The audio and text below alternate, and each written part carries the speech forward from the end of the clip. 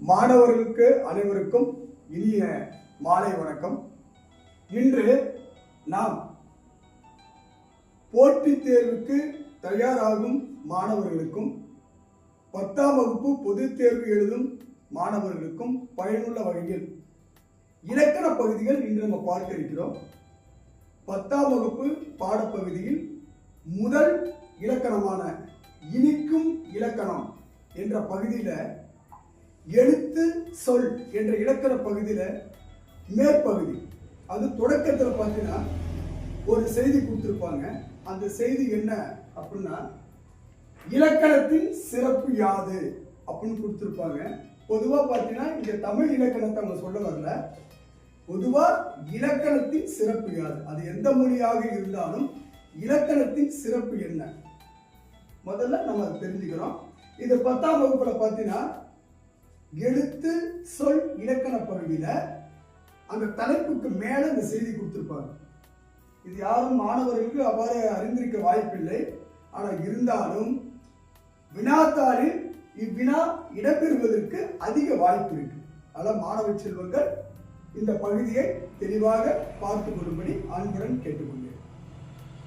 இந்த இலக்கண பகுதியுடைய இந்த வினாக்கள் என்ன அப்படின்னா, இலக்கணத்தின் சிறப்பு யாது அப்படிங்கிறதா இந்த இலக்கணத்துடைய வினா. இதுக்கு என்ன நம்ம விடை எழுதுறோம் அப்படின்னா, மொழியை தெளிவுற பேசவும் எழுதவும் உதவுவது இலக்கணம் அப்படின்னு சொல்றாங்க. அதாவது ஒரு மொழியை பேச வேண்டும், ஒரு மொழியை எழுத வேண்டும் அப்படின்னா அதுக்கு அடிப்படையாக இருக்கின்ற இலக்கணங்களை தெரிந்து கொள்ள வேண்டும் மாணவர்கள். அதன் அடிப்படையில எந்த மொழியாக இருந்தாலும் சரி, தமிழ் மொழி மட்டுமல்ல, பிற மொழிகள் எந்த மொழியாக இருந்தாலும் சரி, அந்த மொழியோடைய இலக்கணத்தை தெளிவாக தெரிந்து கொண்டால் நாம் என்ன பண்ணலாம், தெளிவுற பேச முடியும், எழுத முடியும் என்பதனை நாம் தெரிந்து கொள்கிறோம். அடுத்தது பார்த்தீங்கன்னா, மொழியின் சிறப்புகளை அறியவும் இலக்கணம் துணை செய்யும் அப்படிங்கிறாங்க.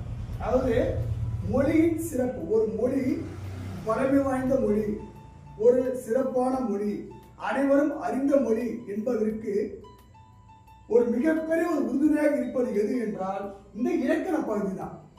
ஆக ஒரு மொழி சிறப்பாக செயல்பட வேண்டும் என்றால் அந்த இலக்கண பகுதி சிறப்பான முறையில் அமைய வேண்டும். அது அனைவரும் தெரிந்து கொண்டால்தான் அந்த மொழியை பிழையில்லாமல் தெளிவுற நாம் கற்றுக்கொள்ள முடியும் என்பதனை இந்த இடத்திலே கருத்தை பதிவு செய்து இன்று இந்த ஒரு வினா மட்டும் நாம் விளக்கம் தந்திருக்கிறோம். மீண்டும் அடுத்த வகுப்பில் இதை சார்ந்து அடிப்படை இலக்கணத்திலிருந்து நாம் தொடர்ந்து பயணம் செய்வோம்.